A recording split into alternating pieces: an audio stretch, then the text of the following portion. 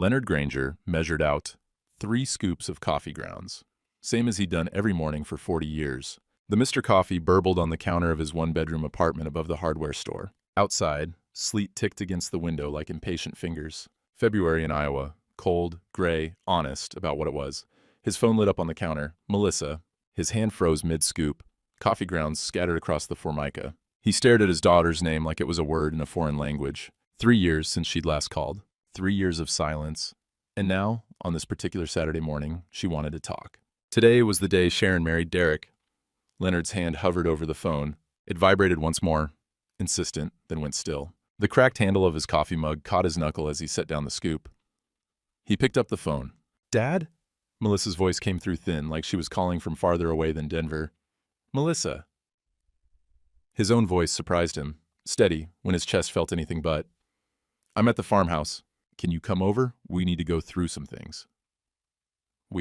Not I need you or I want to see you. We need to go through some things, like he was a task on a list. "Your mother's getting married today," Leonard said. A pause. "I know. That's why, look, can you just come? I'm here now." The line went dead before he could answer. 20 minutes later, Leonard pulled his 008 Silverado into the farmhouse driveway.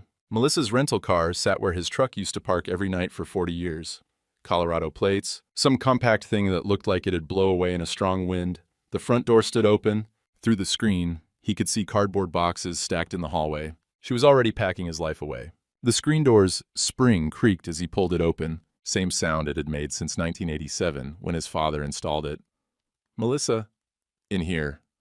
The dining room. His mother's hutch stood open, and Melissa was wrapping depression glass in newspaper. Quick, efficient movements. Each piece of glass, pale green, ribbed, older than Leonard himself, got 3 wraps of newspaper and went into a box marked "Donate" in black marker. "Hey." She didn't look up. "Hey yourself." Leonard stood in the doorway. His daughter looked older than 35, thinner, hair pulled back in a way that made her face look sharp. "Didn't know you were coming in."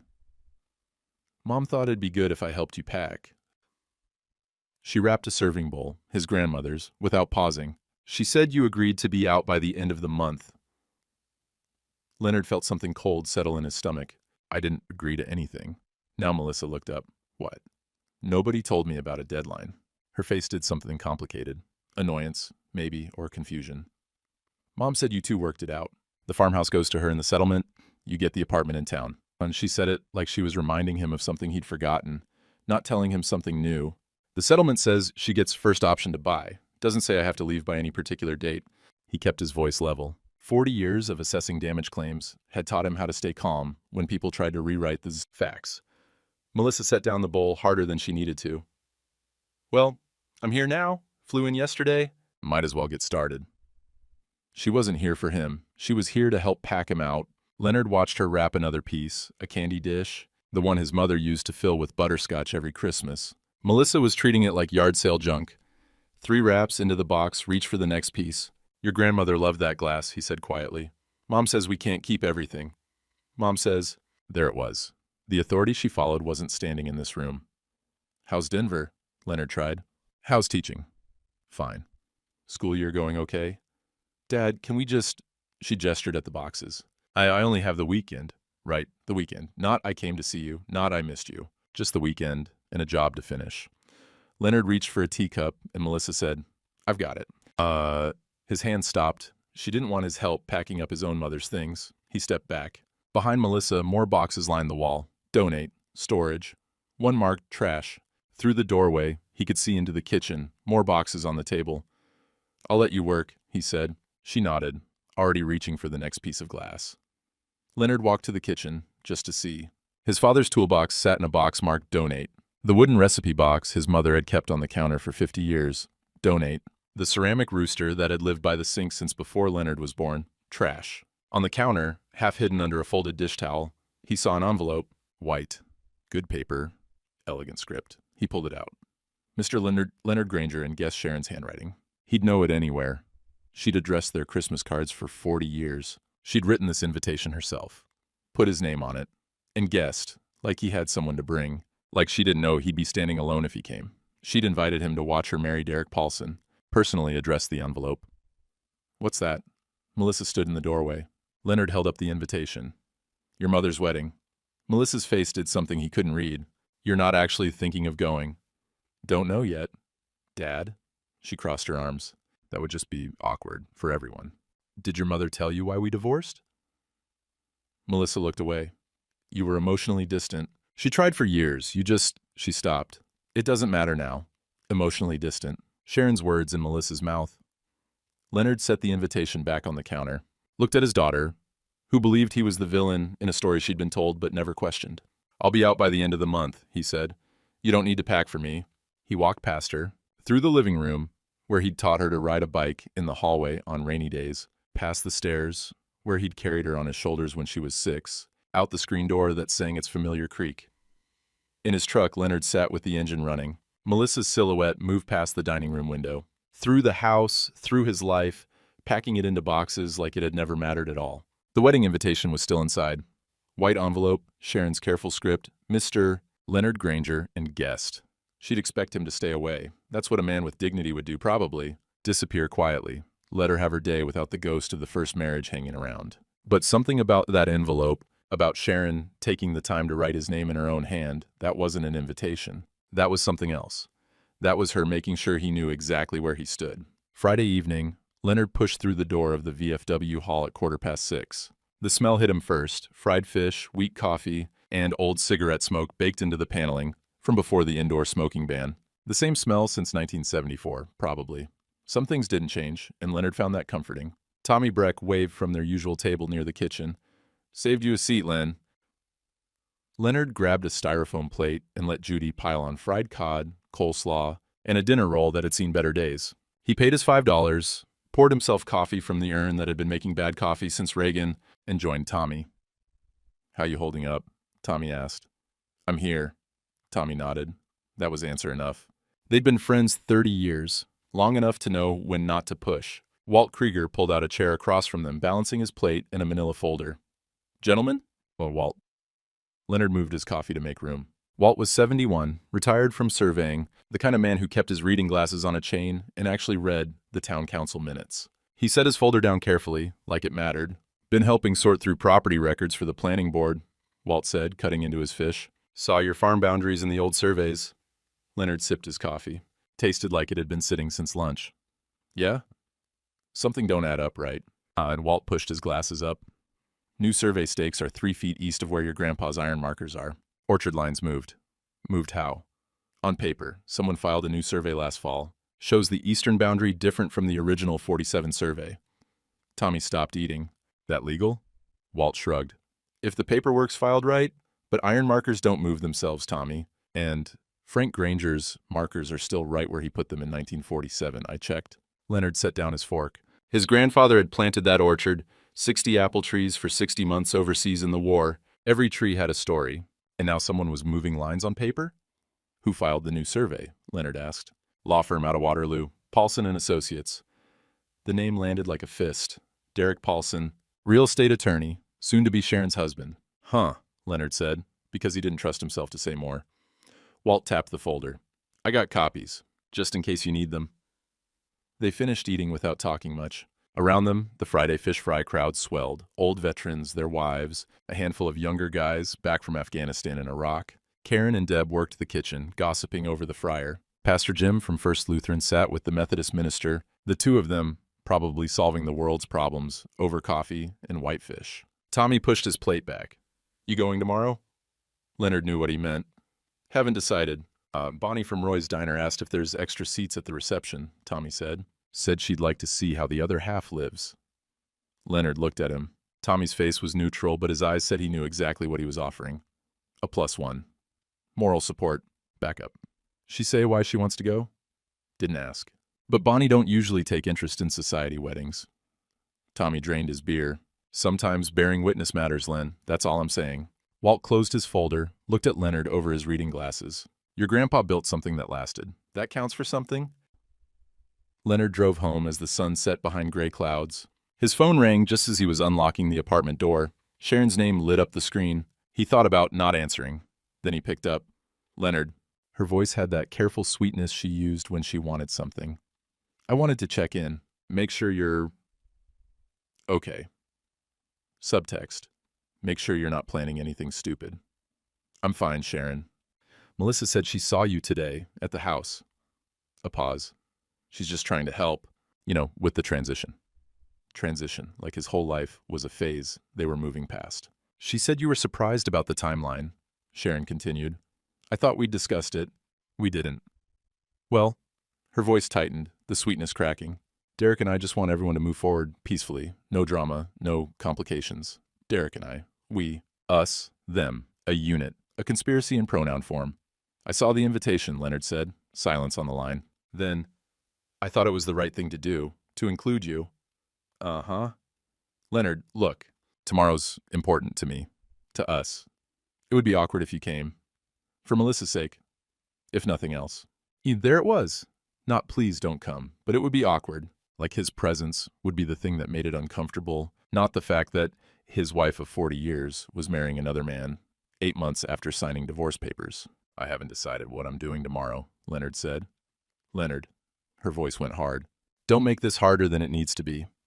40 years of marriage, and it came down to this. Her telling him to disappear quietly, to make things easy for her. Have a nice wedding, Sharon. He hung up. First time in 40 years, he'd ended a conversation with her. His hand shook as he set the phone down. The apartment was quiet. Too quiet. 1 bedroom, kitchenette, bathroom. Everything he owned fit in here now. The cracked coffee mug sat in the sink from this morning. His navy suit hung on the bedroom door. 20 years old, still fit, though the shoulders were tight now. On the counter, he'd brought the wedding invitation home without meaning to.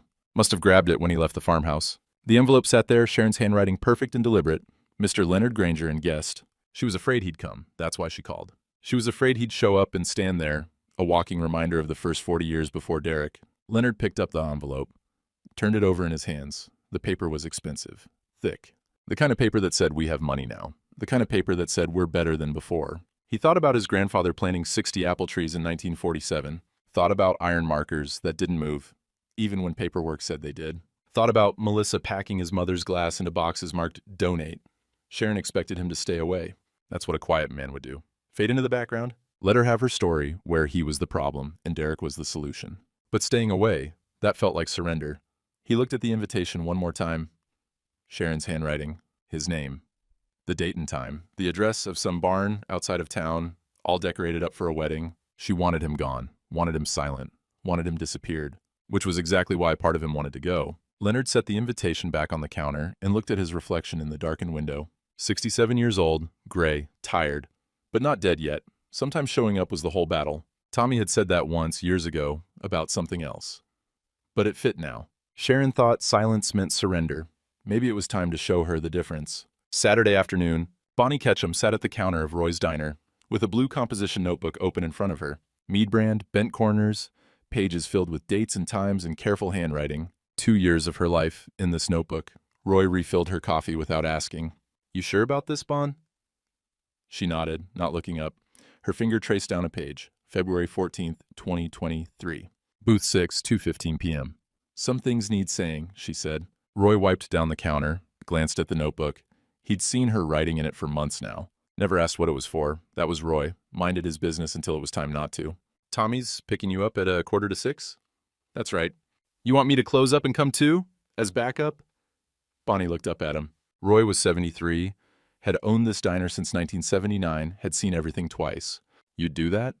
Known Leonard since he was a boy. Good man.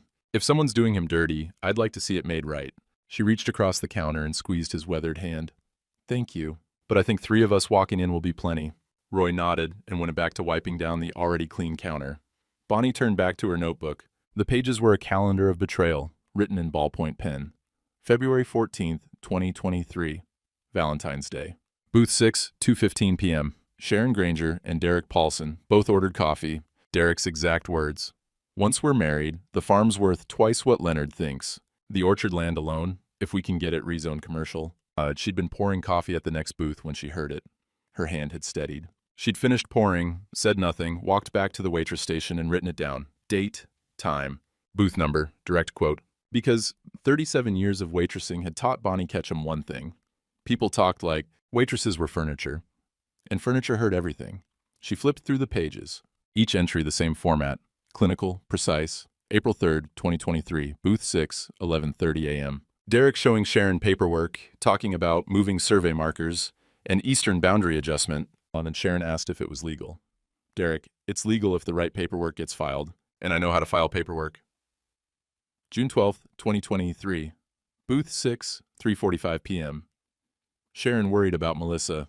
Derek, she'll side with you. She already thinks he's distant. Just keep that narrative going. 23 entries total, 22 months of documentation, all while Leonard Granger worked and paid bills and had no idea his wife and her lawyer boyfriend were planning to take everything. Bonnie knew about planning to take everything. In 2008, a financial advisor in a nice suit had walked her through some papers. Pension, restructuring, he'd called it. Better returns. She'd signed. 6 months later, her pension was gone. The advisor was gone. Nobody listened when she tried to explain what happened. Just an old waitress who didn't understand finance. She'd learned something that year. The world didn't protect people who played by the rules. It protected people who were smart enough to cheat and rich enough to get away with it. But this time, someone had been watching. Someone had been writing it down. She closed the notebook and checked her lipstick in the mirror behind the counter. Tommy would be here in 20 minutes. At her small rental house, Bonnie stood at her kitchen table and went through the notebook one more time. She wanted to be sure. Each entry had to count. August 8th, 2023. Booth 6, 2 o'clock p.m. Derek explaining timing. File before harvest appraisal to keep farm value low. Sharon nervous. Derek, trust me. I do this for a living. October 30th, 2023. Booth 6, 10:15 a.m. Sharon having doubts, said she feels guilty. Derek, it's all legal. You're not doing anything wrong. You're just finally putting yourself first. December 19th, 2023. Booth 6, 4:30 p.m. Discussing separation announcement. Sharon wanted to wait until after Christmas. Derek said right after holidays would be perfect. Less time for him to lawyer up before the farm value gets assessed. The last entry was from 3 days ago, February 7th, 2024.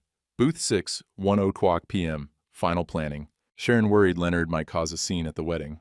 Derek, he won't. He's too proud. Guys like him fade away quiet. Guys like him, like being decent was a weakness. Like keeping your word made you a fool. Bonnie's hands shook slightly as she closed the notebook and put it in her purse. A big black purse.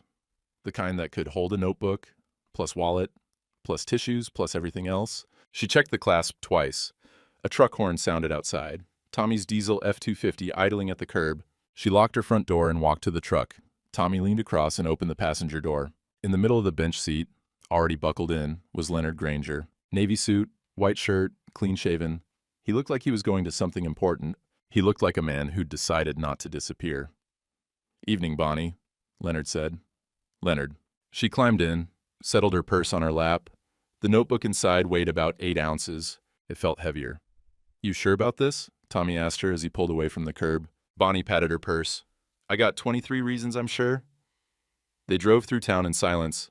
Past Roy's Diner, past the hardware store with Leonard's apartment above it, past First Lutheran where Leonard and Sharon had married in 1984. The February evening was gray, but warmer than it should be. 38 degrees instead of 15. The kind of thaw that made everything muddy. At the stoplight by the church, Walt Krieger's sedan pulled alongside them. He rolled down his window, signaled for Tommy to pull over. They stopped in the church parking lot. Walt got out with a manila folder under his arm. He walked to Tommy's window, looked past him to Leonard. Got those property documents, Walt said. Original 47 survey and the new one filed last September. 3-foot discrepancy, 2 acres of orchard. He held up the folder. Derek's law firm filed it. His signature, his seal. Leonard took the folder, opened it. Even in the dimming light, Bonnie could see the maps. 2 surveys side by side, lines that didn't match. This is fraud, Walt said. Simple, factual. Criminal fraud, if you want to use it. Leonard stared at the documents for a long moment. Then he looked up at the 3 faces watching him. Tommy, Walt, Bonnie. I just want to show up, Leonard said quietly. See what happens. Bonnie shifted her purse. The notebook inside pressed against her ribs. Then we'll see what happens together. Walt got back in his sedan. Roy's old pickup pulled into the parking lot behind them. He'd closed the diner early after all. 4 vehicles now, 4 witnesses. They drove in convoy to the reception barn on Old Mill Road. White lights were strung everywhere, visible from a quarter-mile away. Music and laughter carried on the wind. Cars packed the gravel lot. Looked like 80 people, maybe more. Leonard straightened his suit jacket as he climbed out of Tommy's truck. His hands were steady. His face was calm. But Bonnie had poured him coffee 3 times a week for 10 years. She knew what it looked like when he was holding something down. The barn door was 50 feet away. Warm light spilled out. Inside, Sharon's new life was happening. The one where Leonard didn't exist except as the mistake she'd corrected. Tommy stood on Leonard's right, Bonnie on his left, Walt and Roy a few steps behind. "You don't have to go in," Tommy said. Leonard looked at the barn, at the lights, at the carefully decorated door with its white ribbons and baby's breath. "Yeah," he said, "I do." And he started walking. The gravel crunched under his dress shoes, the only sound besides distant music and his own breathing. Bonnie followed, one hand on her purse. Inside, the notebook waited. Inside, the truth waited. 40 years of marriage were about to have their say. And for once, the furniture was going to talk. The barn door swung open. Leonard stepped inside, and the noise hit him. Conversations layering over each other, champagne glasses clinking, someone laughing too loud. The place was done up like a magazine photo. White draping everywhere, lights strung across the rafters, tables with centerpieces that probably cost more than his monthly rent, and mud. Tracked in from the parking lot, smeared across the white folding chairs outside, puddles forming near the entrance. All that money spent on decorations, and February mud was February mud. The music playing was Bruno Mars, something upbeat Leonard didn't recognize. A young bartender in a white shirt and black vest stood behind a portable bar, and when he saw Leonard walk in, his eyes widened, did a double take, looked away quick. Conversations near the entrance dimmed, heads turned, whispers started, that rustling sound of a crowd noticing something wrong. Leonard kept his hands in his pockets and walked to the back of the barn. Tommy steered him to a high-top table near the exit, the kind you could stand at. Smart, easier to leave if it came to that. Bonnie drifted toward the bar, staying in motion, eyes everywhere. Walt and Roy took up positions at different angles like they'd planned it. Maybe they had. Across the barn, past 50 or 60 people in nice clothes, Leonard saw Derek. Saw the moment Derek registered his presence. Derek's face did something, surprise first, then calculation. He set down his champagne and whispered to his groomsman, a younger guy in a rented tux, pointed. The groomsman looked, said something back. Derek nodded. Leonard just stood there, didn't smile, didn't glare, just existed in his navy suit and let people look. Near the gift table, he spotted Melissa in a pale pink bridesmaid dress that didn't suit her. She was talking to someone, hadn't seen him yet. Just as well, Sharon was nowhere visible. Probably in some bride's room somewhere, touching up makeup or whatever brides did. The DJ transitioned to another song Leonard didn't know. Someone near the dance floor laughed. Life went on around him like he was a ghost. Then Derek started walking over. The crowd parted slightly. His cologne arrived 3 seconds before he did, something expensive that made Leonard's eyes water. Designer suit, perfect hair, gym-sculpted shoulders under the jacket. Everything about Derek said I won. He stuck out his hand, forcing the handshake. "Leonard, big of you to come. Shows real character." His tone was condescending. His eyes were scanning Leonard's 20-year-old suit, cataloging the cheap. Leonard shook his hand. Derek squeezed too hard, held too long. A dominance thing. At 51, playing games like a child. "Just came to bear witness," Leonard said. Derek smiled, misread it completely. "Well, we appreciate you being supportive of Sharon's happiness. She deserves the best.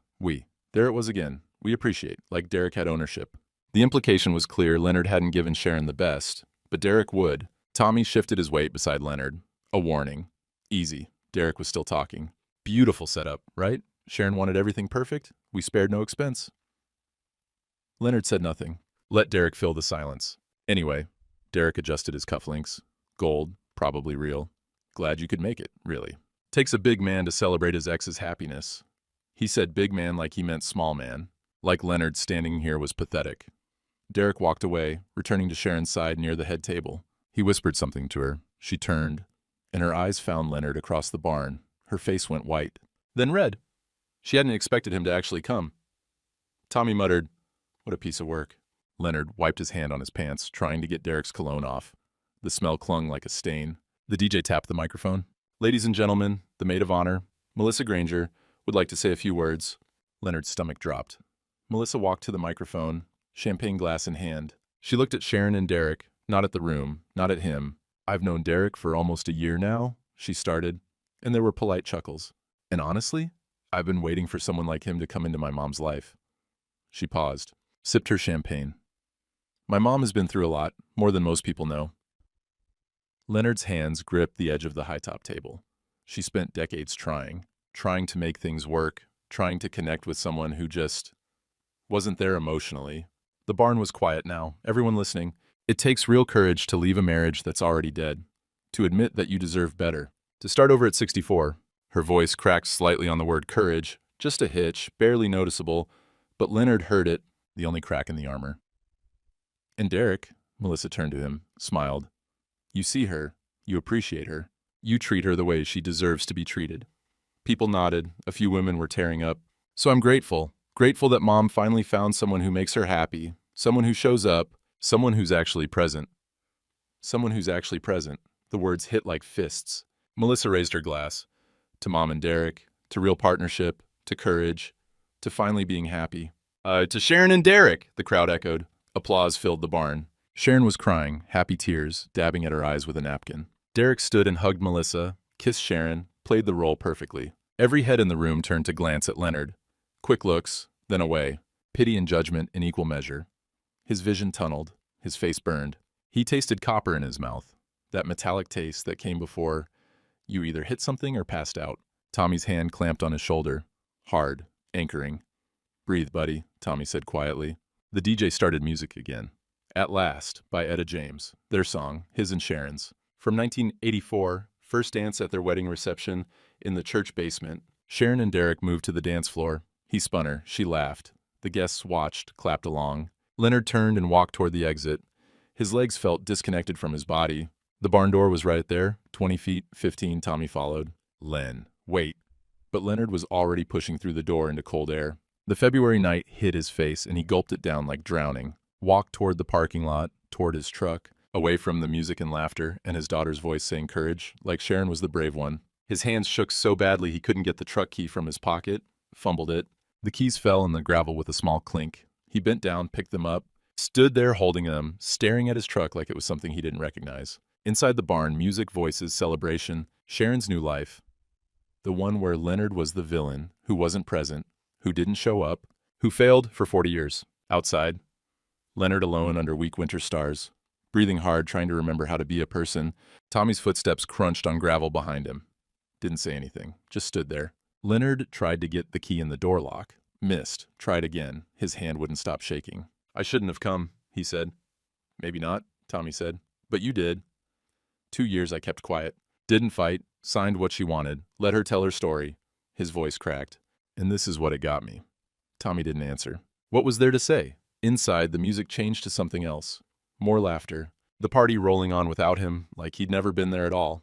Maybe he should just go. Drive home. Let Sharon have this. Let Melissa believe what she believed. Let Derek win, because that's what happens sometimes.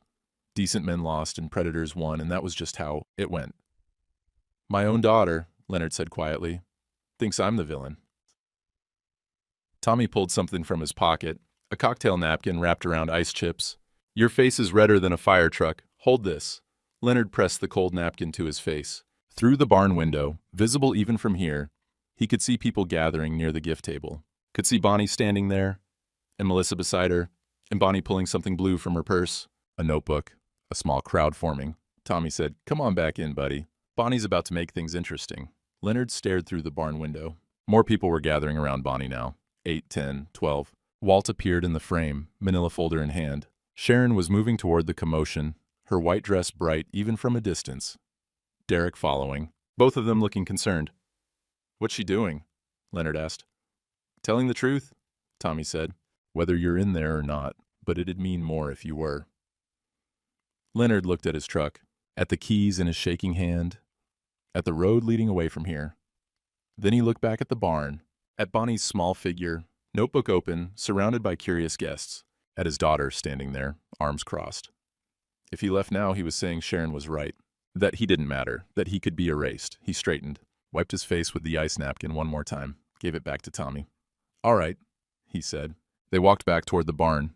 Each step felt like walking underwater, like the air had weight. But he kept moving. Leonard pushed the barn door open. All the heads that had watched him leave now watched him return. Conversations faltered. Someone near the door whispered. He came back. He walked straight to the back corner where his table waited, claimed his spot, stood there. The crowd around Bonnie had grown to 20 people now. She was reading from the notebook, her voice carrying across the barn, even without the microphone. February 14th, 23 Valentine's Day, Booth 6 at Roy's Diner, 2:15 p.m. Bonnie's hands were shaking, but her voice was level. Sharon Granger and Derek Paulson. Derek's exact words. Once we're married, the farm's worth twice what Leonard thinks. The orchard land alone, if we can get it rezoned commercial. The barn went quiet. The DJ had stopped the music, standing there awkwardly. Melissa stood near Bonnie, her face confused. She looked between the notebook and her mother, trying to understand. Sharon pushed through the crowd. This is inappropriate. This is my wedding. But an older woman, Karen from the VFW, Leonard recognized her, held up a hand. Let her finish. Bonnie continued reading. April 3rd, 2023, booth 6, 11:30 a.m. Derek showing Sharon paperwork, talking about moving survey markers and eastern boundary adjustment. Sharon asked if it was legal. Derek said it's legal if the right paperwork gets filed. Derek's face had lost all color. He stepped toward Bonnie. Where did you can't just... Walt moved forward, opened his manila folder. And I got the property fraud right here. Original 1947 survey and the new one your firm filed last September, Mr. Paulson. He held up 2 maps. Even from across the barn, Leonard could see they didn't match. 3-foot discrepancy, Walt said, his voice carrying that surveyor's authority. 2 acres of orchard land, your firm's signature, your seal. Gasps from the crowd. People pushing closer to see? A man near the front, looked like one of Derek's friends, said, Hold on. What's going on? Bonnie turned a page in her notebook. June 12th, 2023, booth 6, 3:45 p.m. Sharon worried about Melissa. Derek's response? She'll side with you. She already thinks he's distant. Just keep that narrative going. Melissa's champagne glass slipped from her hand, shattered on the floor. She didn't seem to notice. Mom, her voice was small. Mom, what is this? Sharon's eyes darted around, looking for support, finding none. Melissa, this isn't... It's not what it sounds like. August 8th, 2020. Bonnie read. Derek explaining timing. File before harvest appraisal to keep farm value low. Sharon nervous. Derek said, Trust me, I do this for a living. Derek grabbed Sharon's arm. We need to... Sharon yanked her arm away. You said no one would know. You said... She stopped herself, but it was too late. The crowd had heard. Pastor Jim stood near the entrance, arms crossed, watching. Roy beside him, both witnesses to 40 years of Leonard's life. Bonnie flipped to another page. Her hands steady now, finding their rhythm. October 30th, 2023. Sharon, having doubts, said she felt guilty. Derek told her, It's all legal. You're not doing anything wrong. You're just finally putting yourself first. A woman Leonard didn't know, one of Derek's relatives, maybe, said, I don't understand. What does this mean? Walt held up his documents higher. It means Mr. Paulson's law firm filed fraudulent property surveys to steal 2 acres of Leonard Granger's family land. Land that's been in the Granger family since 1947. Leonard's grandfather planted that orchard. 60 apple trees for 60 months he served overseas. A murmur went through the crowd, anger building. In small-town Iowa, you didn't mess with a WW2 veteran's legacy. You just didn't. The young bartender had his phone out, recording. This would be all over town by morning. December 19th, 2023, Bonnie continued, discussing separation announcement. Sharon wanted to wait until after Christmas. Derek said right after holidays would be perfect. And I quote, less time for him to lawyer up before the farm. Value gets assessed. Mom. Melissa's voice cut through the noise. Everyone stopped. Mom, look at me. Sharon turned. Her mascara was running now, black streaks down her cheeks. Is this true? Melissa asked. Were you planning this before you even told Dad you wanted a divorce? It's not that simple. Were you? Sharon's mouth opened, closed. She looked at Derek for help. Derek held up his hands. Sharon, I think we should get a lawyer before... Before what? Sharon's voice went shrill. You said this was legal. You said no one kept records. She gestured at Bonnie, at the notebook, her voice rising. You said it would be fine. The entire barn heard it. 60, 70 people, all watching Sharon confirm everything in that blue notebook. Derek stepped back. Actually stepped back from her, creating distance. I told you we needed to be careful. I told you. Don't you dare, Sharon hissed. Don't you dare put this on me. But Derek was already moving, whispering to his groomsmen, looking for exits. Melissa stood frozen between her parents, her mother in white, her father across the barn in his old Navy suit. The 2 versions of the story, and only one could be true. So which is it, Mom? Melissa's voice shook. Dad was emotionally distant and you tried for years, or you were planning to steal his land while you were still married. Sharon reached for Melissa's hands. Melissa stepped back. I gave that speech, Melissa said, about courage, about finding someone who treats you right. She looked across the barn at Leonard, really looked at him, saw him standing there at the back. Tommy beside him, just present, quiet, not defending himself, not even trying. And he's been standing there the whole time, Melissa whispered, just standing there.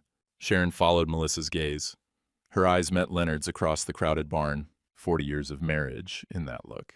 40 years of mornings and meals and mortgage payments and all the small ways they'd built a life, and then she'd sold it, piece by piece, documented in a waitress's notebook. What did Sharon want now? Forgiveness? Understanding?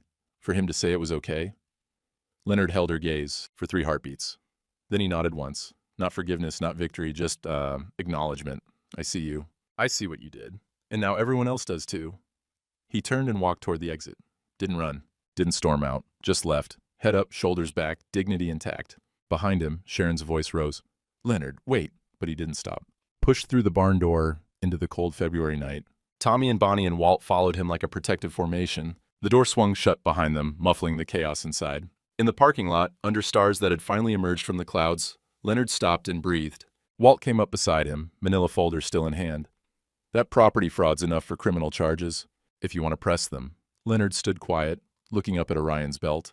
The same stars his grandfather had seen in 1947. The same stars that would be there long after all of this was forgotten. What happens to Sharon if I do? He asked. Walt adjusted his glasses. Criminal conspiracy, likely.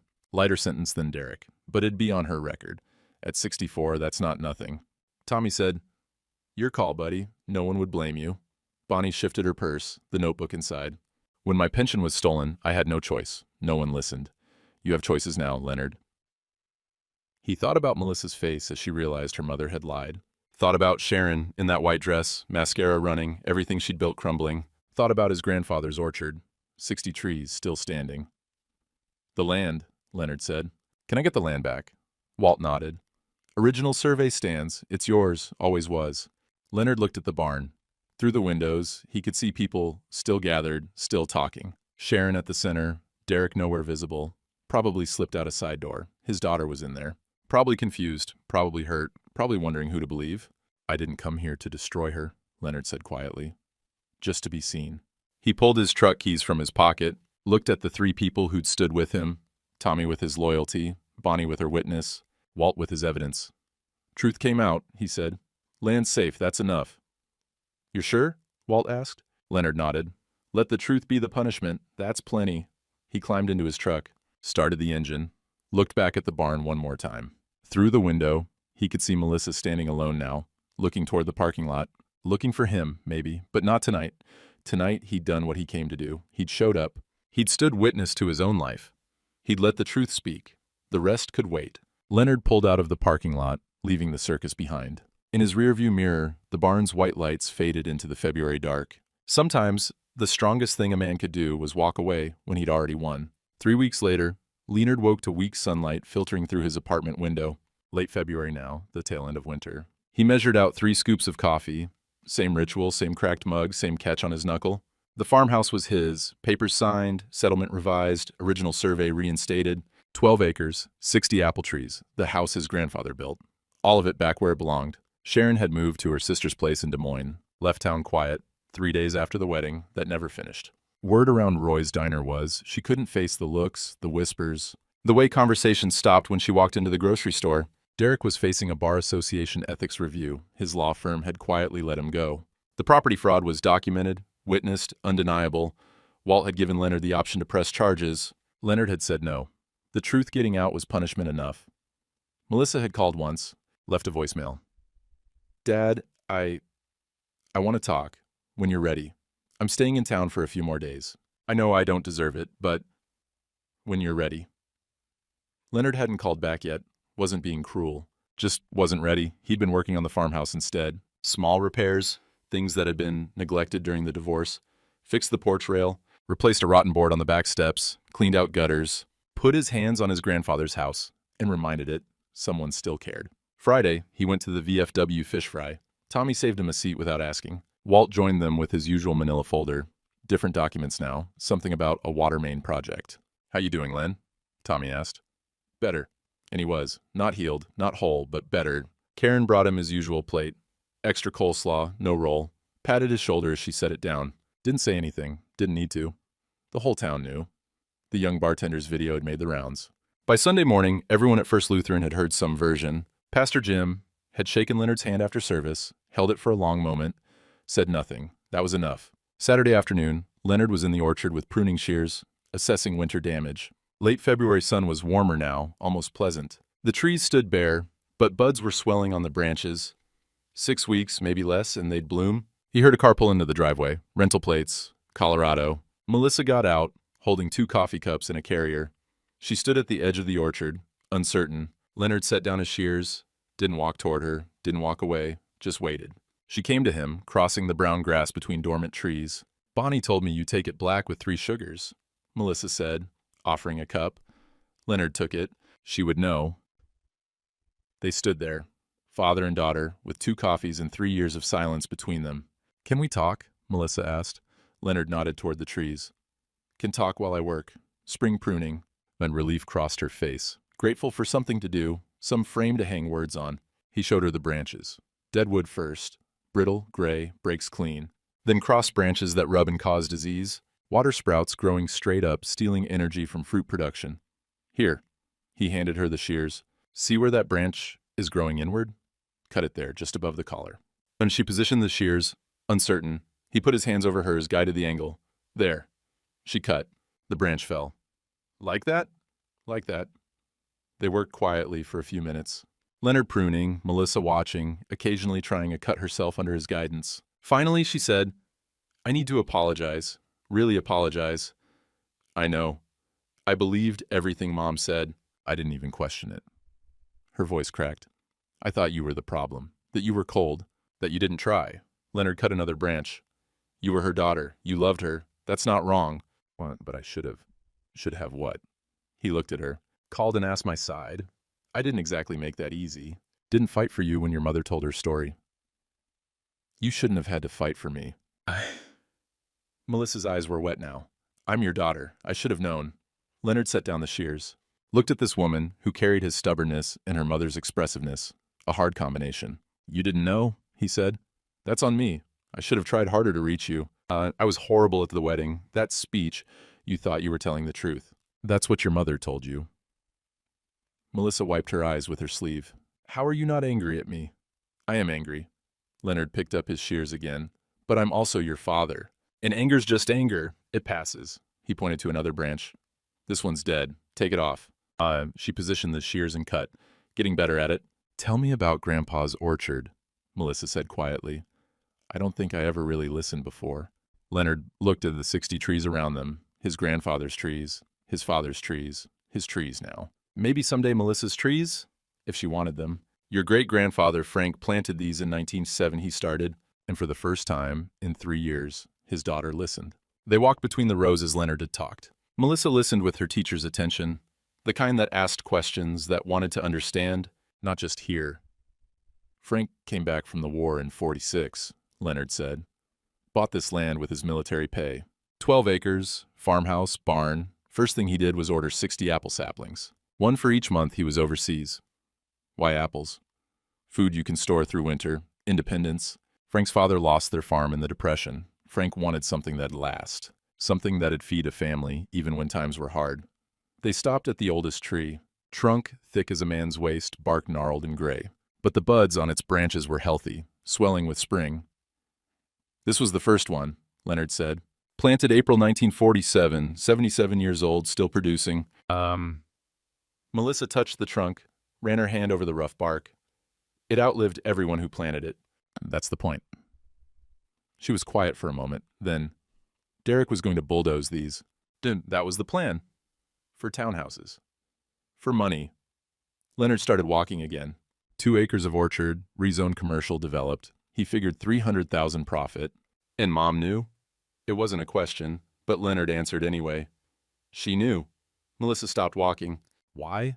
Why would she do that? She grew up coming here. She knew Grandpa Frank. She used to help pick apples. Leonard thought about that. About Sharon at 24, laughing in this orchard, her dress pockets full of Haralson apples. About Sharon at 64, sitting in booth 6 at Roy's, planning how to sell it. "People change," he said.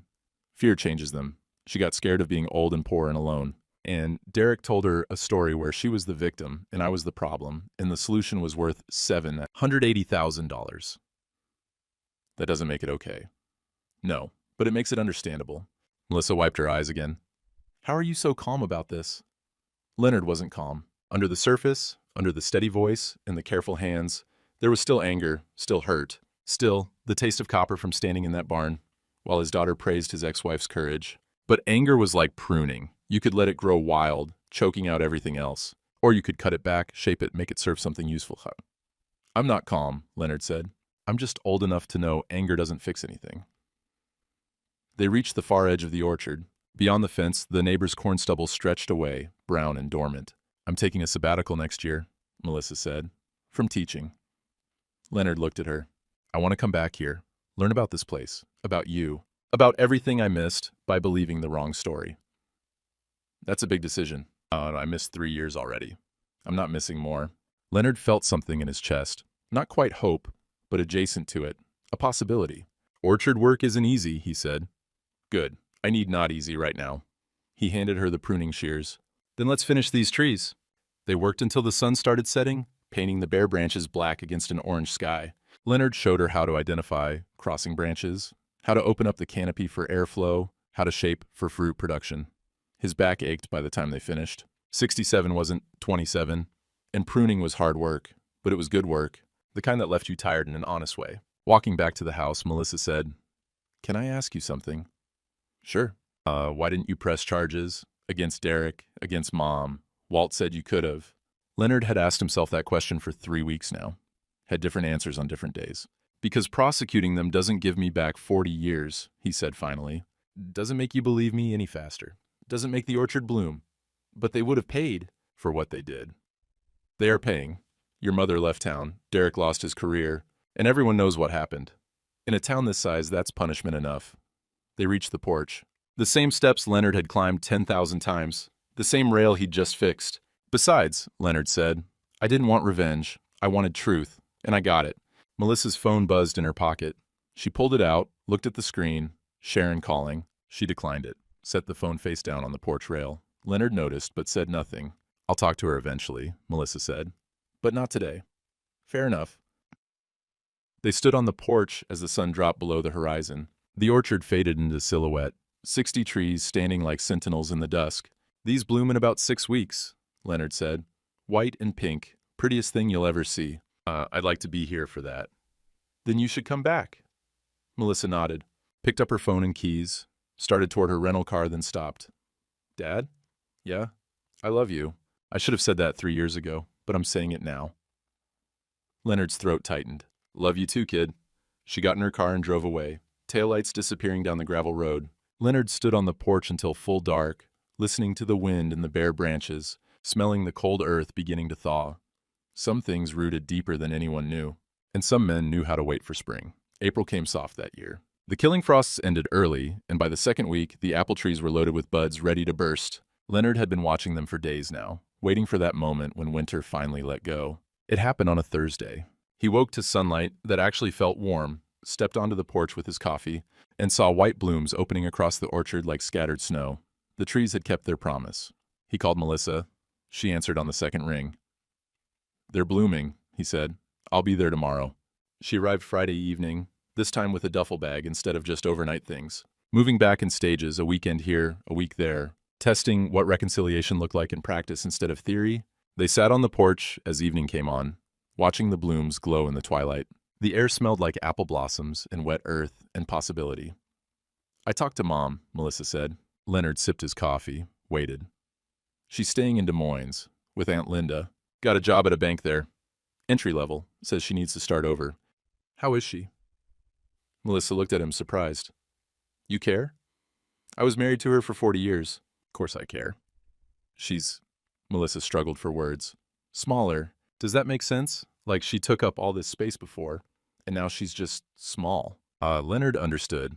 Sharon had always been the bigger personality, the one who filled rooms. Losing that, losing the story she'd told herself about who she was, would make anyone seem smaller. She asked about you, Melissa said. What did you tell her? That you're doing better than she deserves. Leonard smiled slightly. That's fair. A car pulled into the driveway, Tommy's truck, and behind it, Walt's sedan. Behind that, Roy's old pickup. What's this? Melissa asked. Asked some folks over. Got something I wanted to do. The 3 men climbed out, walked to the porch. Tommy had brought beer. Walt had brought his camera, fancy digital thing he used for documenting survey work. Roy carried a covered dish that smelled like his famous coleslaw. "Gentlemen," Leonard said. "Melissa, you remember Tommy, Walt, and Roy?" "The cavalry," Melissa said. "From the wedding." Tommy grinned. "The circus, you mean?" They gathered on the porch, and Leonard poured coffee for those who wanted it. The sun was setting behind the orchard now, turning the white blooms pink and gold. "Wanted to thank you all," Leonard said, "for what you did. Didn't have to get involved. Did anyway." Tommy waved it off. "That's what friends do." Still, meant something. Leonard looked at each of them. Meant everything, actually. Walt raised his coffee cup.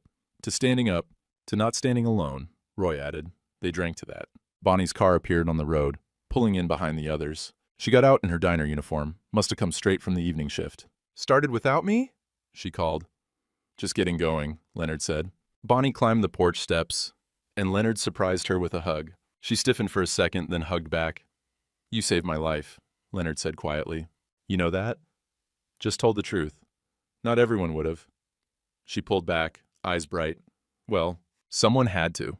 They gathered around the porch rail. 6 people watching the sunset over an orchard that almost got bulldozed for townhouses. "I've been thinking," Leonard said, "about what gets passed down. My grandfather planted these trees so his kids would have food. My father kept them so I'd have inheritance, and I almost lost them because I stayed quiet too long." He looked at Melissa. "But you all reminded me something. Truth needs witnesses. Silence has its place, but so does speaking up." Damn right," Bonnie said. "So I wanted you here tonight.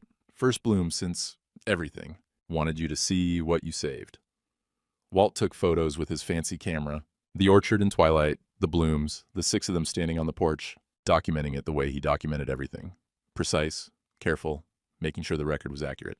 Pastor Jim's car pulled up, then Karen and Deb from the VFW, then a few other folks from town. Word had gotten around, the way it does in small places. Before long, there were 20 people on Leonard's porch and lawn, drinking coffee and beer, eating Roy's coleslaw and someone's potato salad, watching the apple blossoms catch the last light. It wasn't a party, wasn't a celebration exactly, more like a witness, a collective acknowledgement that something had tried to die here and didn't. Tommy stood next to Leonard at the porch rail. "Hell of a few weeks. Hell of a few years." But you made it."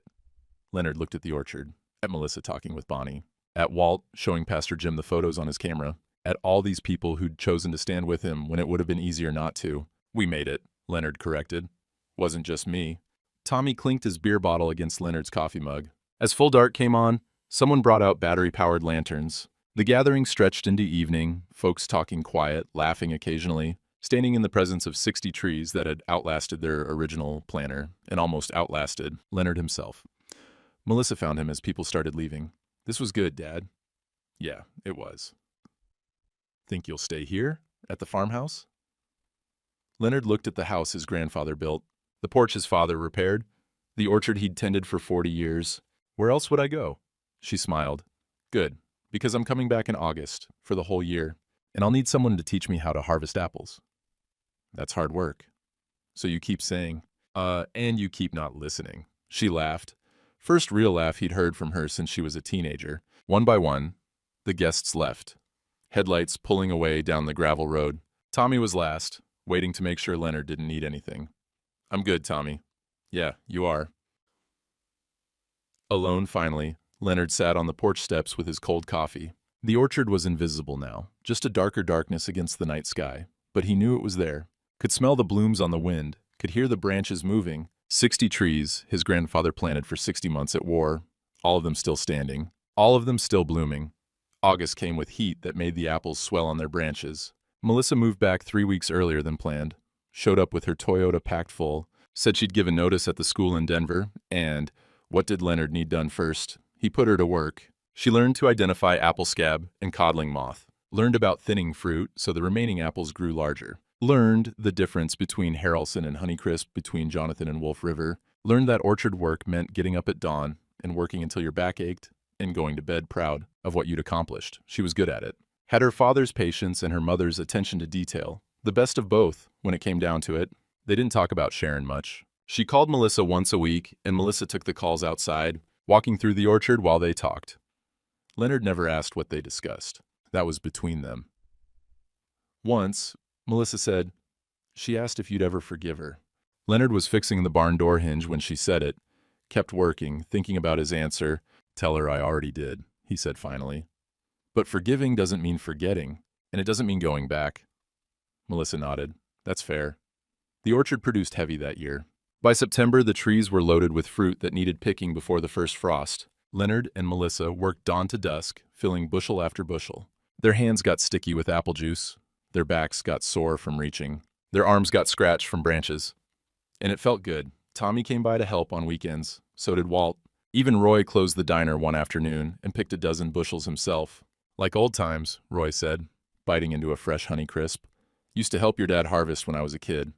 They sold most of the apples at the farmer's market in town. Melissa ran the stand while Leonard worked the orchard. She was better with people than he was anyway. Inherited that from her mother, too. One Saturday morning at the market, Sharon showed up. Melissa saw her first. Mom? Leonard was arranging apple boxes, but he looked up. Sharon stood at the edge of the market, thin in a way she hadn't been before. Hair shorter, less makeup. She looked like someone who'd stopped trying to be something and settled for just being. I was visiting Linda, Sharon said quietly. Thought I'd stop by. Melissa looked at Leonard. He nodded. Your call. You want to help sell apples? Melissa asked. Sharon's eyes went bright. Really? Really? So Sharon stood at the stand with her daughter, selling apples from the orchard she'd almost destroyed. Leonard watched from a distance, making sure there were enough boxes, enough change, enough everything. She didn't try to talk to him, didn't approach, just helped Melissa bag apples and make change and smile at customers who definitely knew who she was and what she'd done. At the end of the day, packing up, Sharon finally came over to Leonard.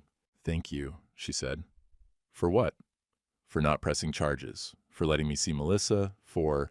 She gestured at the apple boxes, but for this? Leonard loaded a box into his truck from Wichita. You're her mother. Always will be. I'm sorry. I know that doesn't fix anything, but I need to say it. I'm sorry for all of it. He looked at her, this woman he'd loved for 40 years. This woman who'd betrayed him for money and fear and whatever else had been eating at her. I know, he said. That was all. Not forgiveness, not reconciliation, just acknowledgement. Sharon nodded, helped Melissa load the last boxes. Then she got in her car and drove back to Des Moines. You okay? Melissa asked Leonard. Yeah. You? Yeah. They drove home with the truck bed full of empty apple boxes and cash from a good market day. The orchard stood waiting, branches lighter now. Most of the fruit picked and sold and eaten and made into pies across 3 counties. The work of 77 years, still producing. Next year, Melissa said we should plant more trees. Leonard smiled. You planning to stay that long? Long as you'll have me. He reached over and squeezed her hand.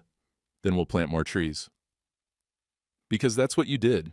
You planted things that would outlast you. You tended what your grandfather started. You passed it on to the next generation. You kept faith with the dead and made promises to the living.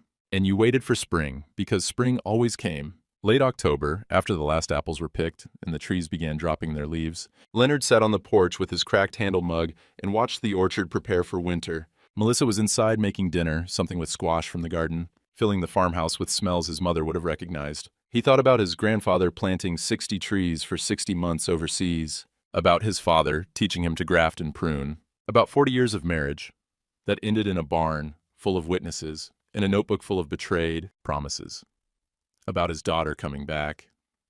The wedding invitation was still somewhere in a drawer, probably. Sharon's careful handwriting. Mr. Leonard Granger and guest. He'd shown up alone, but hadn't left alone. That counted for something. Dignity wasn't in winning or losing.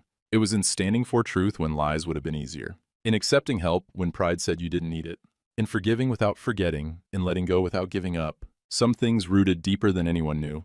Deeper than betrayal, deeper than hurt, deeper than fear. His grandfather's trees had outlasted the man who planted them. Had outlasted depression and drought and decades of hard winters. Had outlasted Sharon's plans to bulldoze them for profit, and they'd bloom again come April, same as always.